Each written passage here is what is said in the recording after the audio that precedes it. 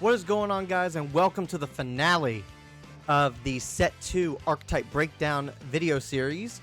Going over Yellow today for Blazing Aura, coming out next Friday. We are only about 8 days away, guys. Really close to the new set. Very exciting.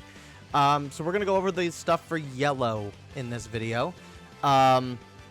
We've kind of gone over every other archetype and how each card kind of stands on its own. In conjunction with some of the other stuff coming out this set.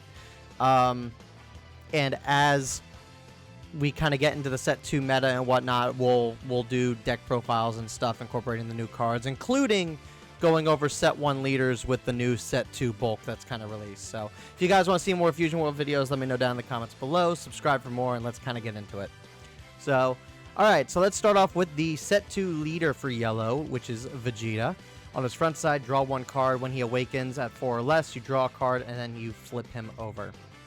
And then on his awakened side, obviously when he attacks, draw 1 card. And at the end of your turn, switch up to 2 of your rest mode energy to active mode.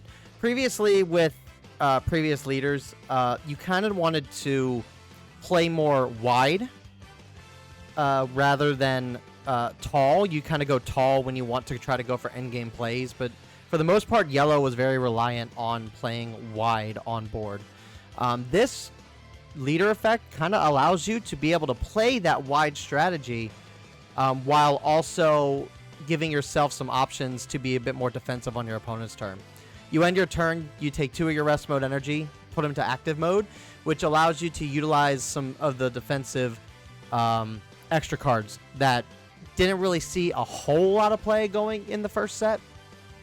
So, obviously, Death Ball, Supernova, you never really would play like a whole lot of these cards just because in most cases, or at least in early game, you would be tapping out everything that you had to kind of play. And especially if you didn't have the Ginyu engine to kind of facilitate getting some of that energy back. So, having this as a leader ability is actually really nice for Yellow, and especially coupling that with a lot of the stuff that's in this set, which protects your board when stuff's in rest mode. I think it's kind of a pretty strong combination, and we'll just have to see when, set 2 finally releases and we get to actually play some of this stuff. But I think this Vegeta is going to actually be really good, all things considered. Then we're going to go a little bit into the Whis package that comes with set 2. We got the 4 cost, 25k power, 10k combo Whis, who's a blocker. Activate battle once per turn. You pay 1 energy and you switch this card to active mode. Now, I don't think this is a bad ability for a blocker. Being able to block something twice is pretty strong for this type of archetype, but 25k is not really all that hard to get over. At least when it came to set 1 cooler blocker, he was 30k, which is a little bit harder to kind of get out of the way unless you were going up against red. But I mean, it's not bad. The Whis package as a whole, though, it's a little up in the air in terms of how this is going to facilitate set 2 meta, especially when it comes to this. You got the 5 cost Whis for 35k power, 5k combo, where at the end of your turn, choose up to 1 of your arrest mode cards, switch it to active mode. It's a decent ability with a really strong stat line. It's just the matter of where are you going to be using this in set 2. I don't think the Whis and Beerus engine that they're trying to push in this set is going to be really used heavily in in the upcoming meta.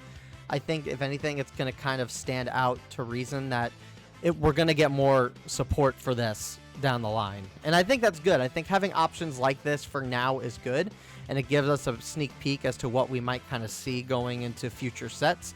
But as it stands for the set 2 meta right now, I don't think the Whis package is anything great, but I can see some use later down the line. Then we got 1 drop, 15 power, 10 combo Master Roshi. Just a vanilla Roshi, nothing too crazy here. And then we got this 3 cost, 5k power, 10k combo Roshi blocker, where on permanent skill, if this card is in rest mode, this card gets 20,000 power. Coupled with some of the other cards that are releasing in this set, I don't think this Roshi is bad on an attacking side. It's a little questionable in terms of his blocking potential, though.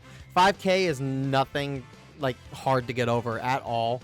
It takes like a 2-drop hit and stuff like that to be able to. You could basically play. Anything will beat this basically on board. You have some protection for him, which I think is good. You get the 20,000 power when he's in rest mode, so you can swing with this guy to attack. And then you got like the 3-drop Vegeta that protects rest mode cards. So you have a little bit of protection with this guy, but why give him blocker in this sense? Maybe there's a play where you can switch him to active mode to block something after the fact. But I mean, there's tons of stuff that I think that can be played that will actually get this guy off board before you even activate the blocker effect. So I don't know about his blocking effect. I think for attacking, he's not terrible. And couple that with some of the other set yellow stuff in this set, I think he won't be too bad in terms of offense, but we'll just have to see, I guess. Then we got 2-cost Ginyu, 15k power, 10k combo. Activate main, switch this card to rest mode, choose up to 2 of your battle cards with Ginyu Force and in their special traits, and they get 5,000 power for the turn. I think this is a good card, something that I think the Ginyu leader desperately needed. Is it enough, though, for what Ginyu is trying to do? I honestly don't believe so.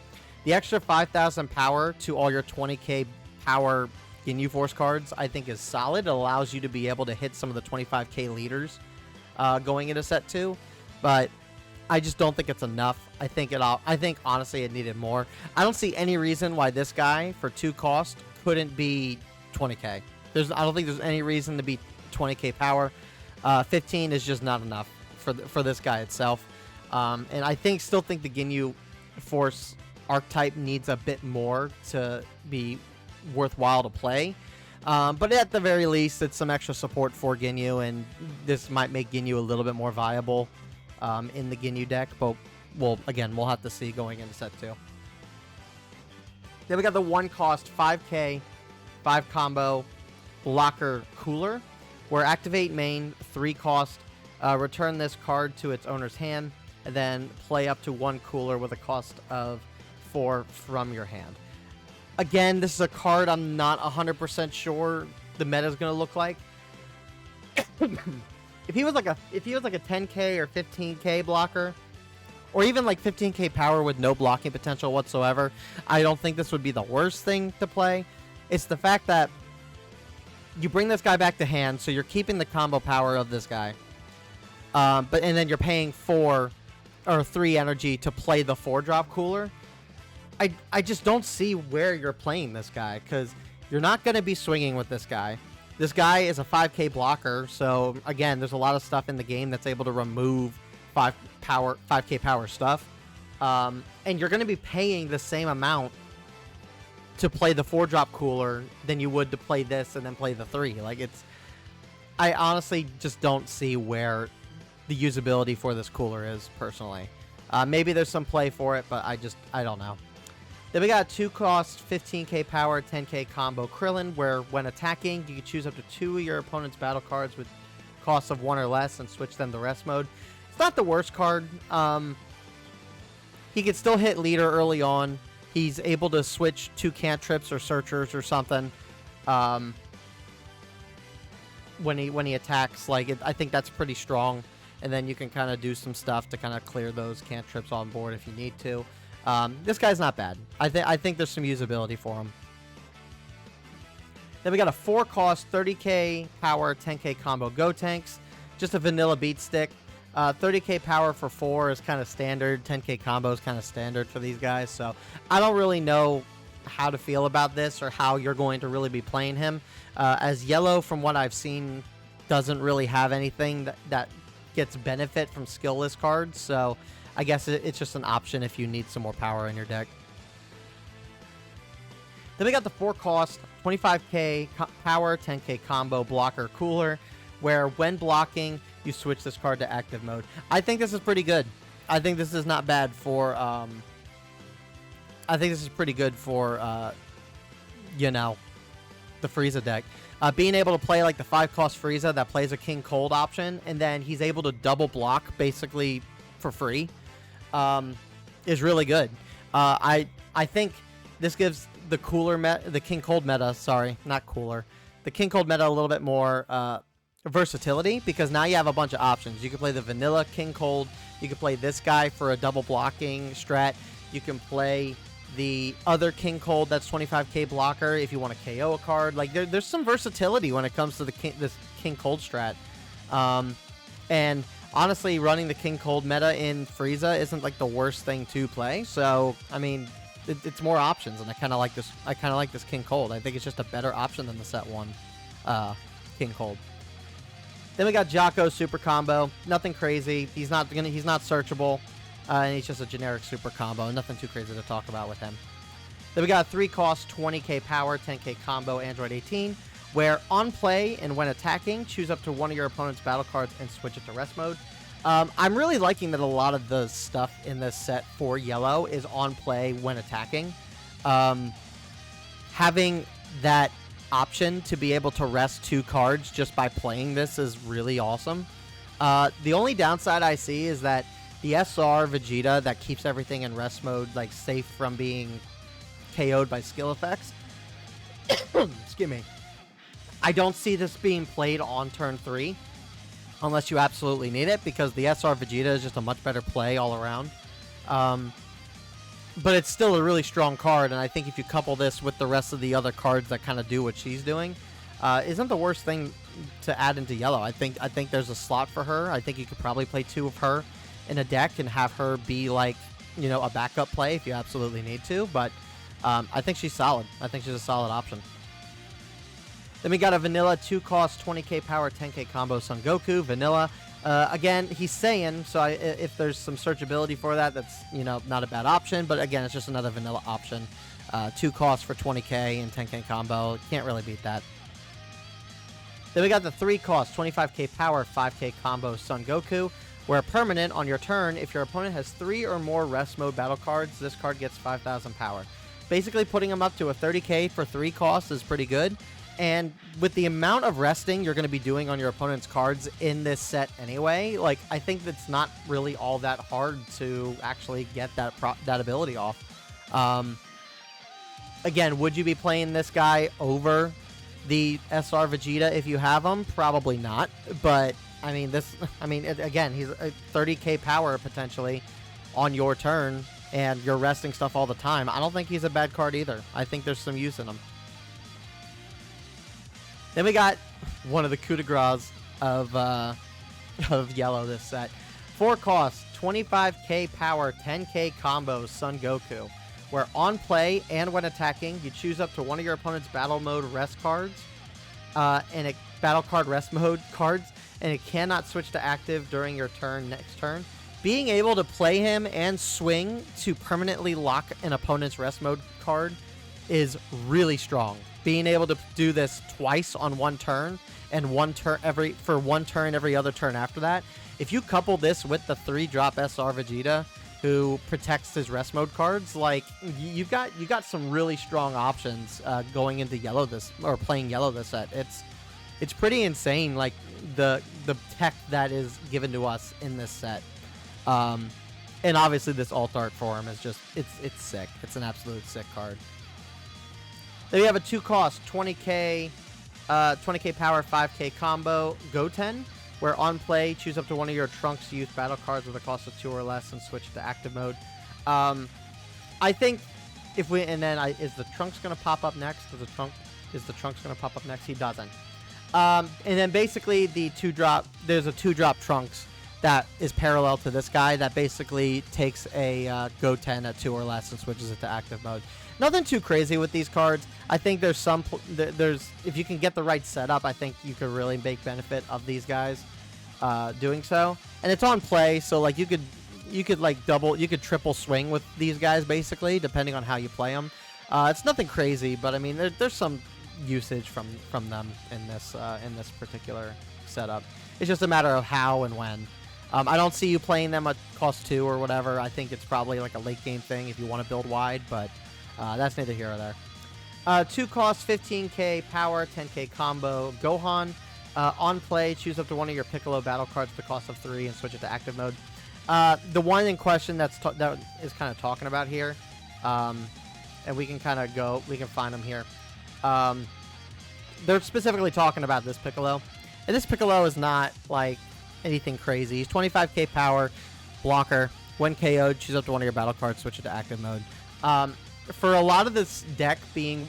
Since a lot of this strat kind of wants you to have stuff in rest mode for protection purposes, there's really no reason to, like, really bring stuff back to active mode outside of being a little bit more on the offensive side. And that said, like, this is a 25k blocker. Again, 25k is not all that hard to get over, especially when it comes to, you know, every other... Like, blue is a much better, like, archetype going into this set, and there's going to be a lot of easy ways for them to be able to bounce stuff back to hand, or even bottom deck. Red has a lot more KO and negging potential. Yellow, once again, is going to keep stuff rested. There's no reason to KO this guy to have that effect go off when you can just permanently rest stuff. Like, it's just... I don't really see this combination between these two cards really being all that fantastic, but... In certain matchups and certain setups, you could maybe see this. Because the problem being is that this guy works on play. So, like, you were playing this after you played the Piccolo, too. So, and he's only 15k power. More than likely, you are not playing this guy when your opponent's leader is awakened. So, I don't know. I think it's just a weird combination. I'm not the biggest fan of it. Then we got the 3-cost, 25k power, 5k combo Gohan Super Saiyan.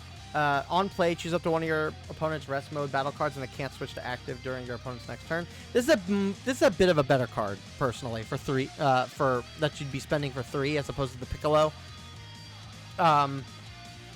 Obviously, again, it's the matter of just being able to permanently rest an opponent's battle card, which is just a really strong effect. The fact that Yellow's getting a lot of this when Golden Frieza was kind of the only option last set that did this type of mechanic. So I think this is a much better card than the other Gohan. I think you're playing that a lot more than the other Gohan. It just is what it is. 3 cost, 20k power, 10k combo TN, where activate battle once per turn. You pay 1 energy and choose up to one of your opponent's battle cards with a cost of 3 or less. Switch it to rest mode, giving you an option to rest something that's at a 3 or less for 4 energy on play. If you try to do this on curve, I don't know if it's necessarily the best thing to play on curve, but it's to activate battle. So it's when your opponent is swinging at you or you swing at them, like, it gives you the option to kind of thin out their board a little bit and make it so they don't have as much board presence going into your leader. It's a solid card. It's just a matter of when do you play this guy. Then here's the opposite of the Goten, the Trunks Youth. Again, just on play, you just make a Goten go to active at 2 or less if they're in rest mode. So nothing crazy there. We got a 1-cost Videl, 5k power, 10k combo, who's just a blocker. Again, nothing really crazy, I think, here. Nothing too insane, personally. I kind of wish they gave some of these blockers a bit more potential, but, you know, kind of is what it is. Then we got a 3-cost, 20k power, 10k combo Beerus, who's critical, but permanent on your turn. If you have a Whis battle card, this card gets 5,000 power. This is a weird card because we saw the 4-drop and the 5-drop Whis. They expect you to play this guy before you play the higher cost Whis. And it's like, again, it's the matter of, for the Whis engine that or archetype that they're trying to build here, like, this matchup doesn't really make sense. Like, this Beerus could be really good. 25k crits, nothing to scoff at, but again, you're playing this guy before you're playing the other Whis. So you're not even getting his permanent effect. You're not even really getting his permanent effect until later in the match. So this is almost like it's kind of playing like an endgame card, but it's not really got the stat line to make it an endgame card. It's really weird. Maybe come next set, or then the next set or two, where there's more like Whis cards to the guy kind of work off of, this might be a little bit better, but again, I don't think it's anything too crazy. 3-cost, 20k power, 10k combo Frieza, where an auto effect on your turn once per turn. When this card is switched to active mode by a skill, choose up to one of your opponent's rest mode battle cards with a cost of 4 or less, and it can't switch to active mode during your opponent's next turn. I think this is a solid card for Frieza. Being able to, basically, you swing with this guy, right? You would basically swing with this guy to your opponent's leader, get them to throw some cards out of hand, do whatever other moves you're making during your turn, And then when you switch this guy, you can bring a blocker back at the end of your turn with the Frieza leader effect. Bring this guy back with maybe a blocker. Permanently rest a opponent's battle card at a 4 or less. And you're able to do that once per turn and keep this guy protected because of that. Like, this is a solid option, I think, for Frieza. Considering that I think the only real like options that you're really running for Frieza is the Ginyu engine or even like the 25k power vanilla third form Frieza. I mean, this gives a lot more versatility to that deck, and I honestly really like this card. Then we got a 1-drop 5k power 5k combo Bulma. Look at the top 5 cards from the top of your deck, reveal up to 1 Whis and add it to your hand, place the rest at the bottom. Again, I think this is another option. This is basically just letting us know that we are going to get more yellow Whis support come the next set or two. Considering that the only Whis I think for this set right now are the 4 and 5 cost. We'll see when we get through the rest of the set, just to confirm if there is like another Whis that we can use. But this kind of tells me that we will get more support later down the road, because as of right now, those 4 and 5 cost Whis, I don't think they're going to get much use. But this allows you to kind of search for them. So it's an option for later down the road, and I'm not going to be mad about that. But again, it's just something that's not going to really benefit from this set. Then we got one of the other big like cards for this set. We got the 1-drop 5k power 5k combo Bulma. Activate battle, switch this card to rest mode, and then you add up to 1 card from your hand to your life. Then choose one ability to either choose up to one of your opponent's battle cards with a cost of 4 or less and switch it to rest mode, or if you have a rest mode battle card with a cost of 3 or more, then you draw a card. This card is really nuts. The fact that it facilitates the protection aspect of the 3-cost Vegeta. It's a self-awakening card, so it's an automatic 4 yellow. And then you can also get a free draw off of it too. You're basically getting +1. You're playing her to then go to 0 to basically equal yourself out from pulling from life, and then you're getting a +1 on draw with her. Like, it's just really a strong card. Early game, that ability is gonna benefit you greatly in terms of keeping you at hand advantage.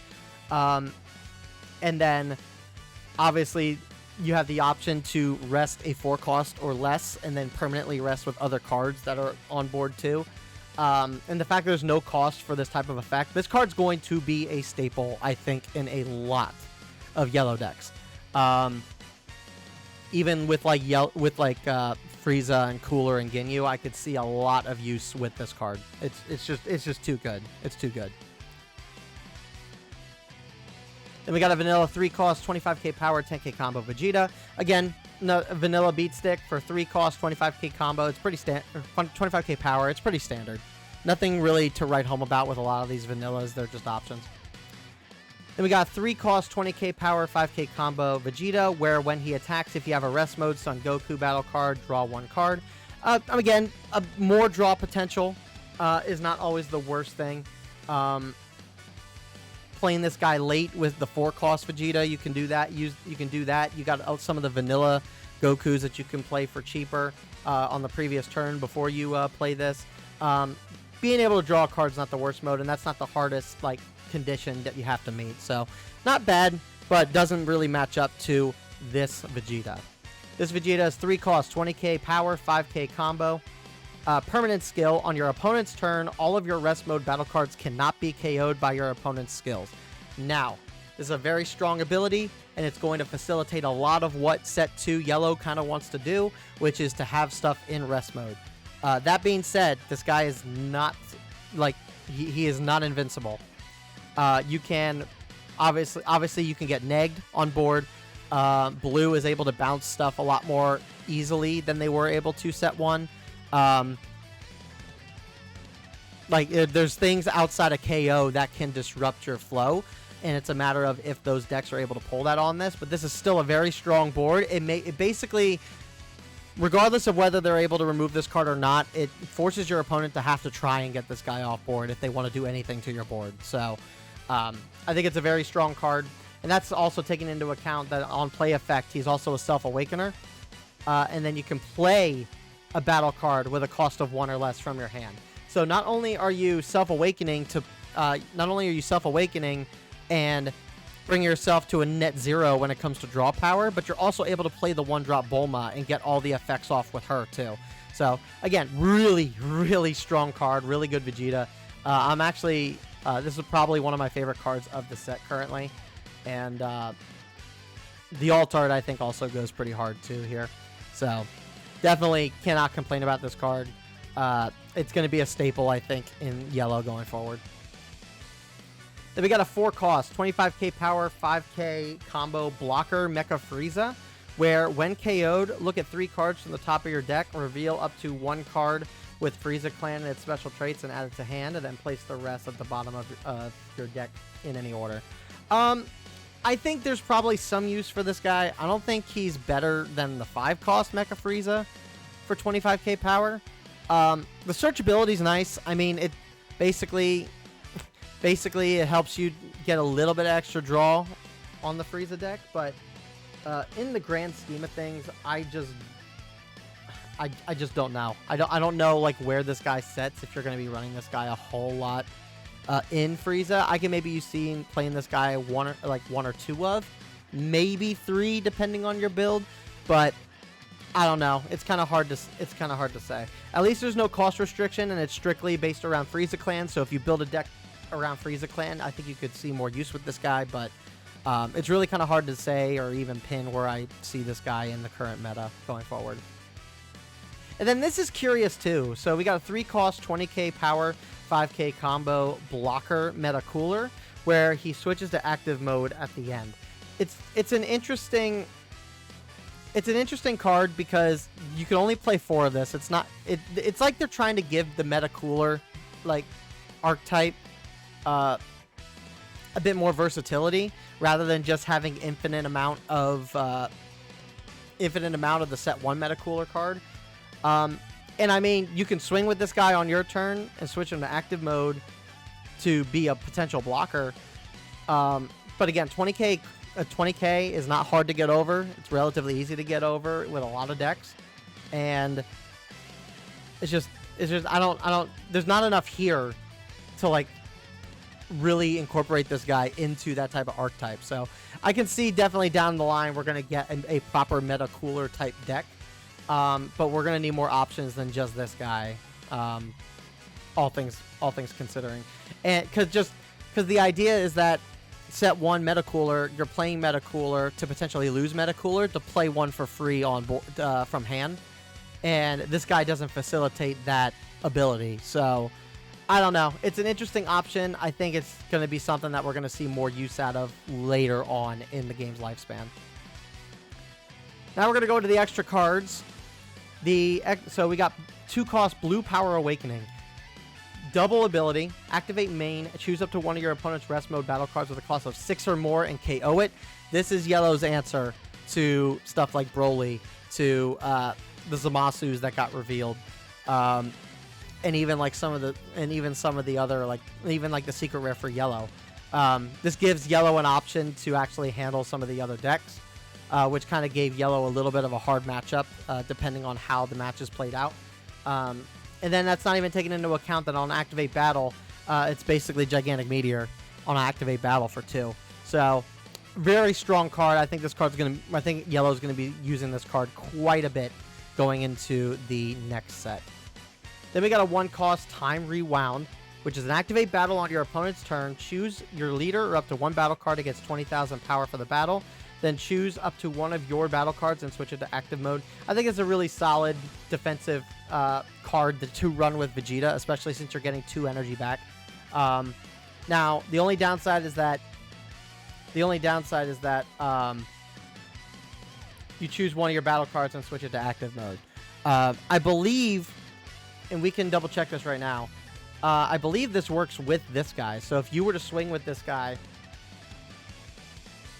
all your rest mode battle cards cannot be KO'd by your opponent's skill. Yeah, so you could swing with this guy on your turn, and then with one of the 2 energies that you get from activating your leader card, you can bring that guy back to active to further protect him, and the rest of your board is still protected, making it really hard for your opponent to actually help clear board. So there's some use for this card. Definitely feel like you're probably not going to run this at more of a 2 or 3 of. I can't imagine that you would run this at 4 of. But this is a strong card, I think, for the Vegeta deck specifically. And, yeah, I just don't see why you wouldn't run that in that deck. And then the last one is a 1-cost Energy Blast Volley. Activate main, choose all your opponent's battle cards, switch them to rest mode. I think this is a strong card. I just don't know if it's going to see a lot of play this set. Early on, you're not really going to be using this card all that much. But come late game, I bet you could probably get a lot of use out of this. This is probably a 2 of in this current set, but with more playtesting, I want to see this being played with more playtesting before I choose anything. The effect itself is strong. I just don't know if you're going to be wanting to activate that on your turn when you want to be playing stuff on board, but we shall see. And then last but not least, we have the Golden Frieza Secret Rare. 6 cost, 40k power, Golden Frieza. Permanent skill, your opponent's battle cards with a cost of 5 or more are played in rest mode. So anytime that like a Broly gets played, it automatically goes to rest mode. That's really strong. And then so that effect like works really, really well. And then on play, also choose up to one of your opponent's rest mode battle cards and KO it. So it's a Broly killer. It's able to kill Broly with ease. Zero combo. I mean, it's not. I mean, it. You'll probably couple this with the double strike Frieza, and you probably won't be running like a bunch of these. But 40k power is really, really strong for yellow, and I could probably see this being played a bit more than maybe the 4-cost full power Frieza, just because Cooler I think benefits from that Frieza more than this guy probably would, but. Yeah, it's just this is a really strong and solid secret rare option.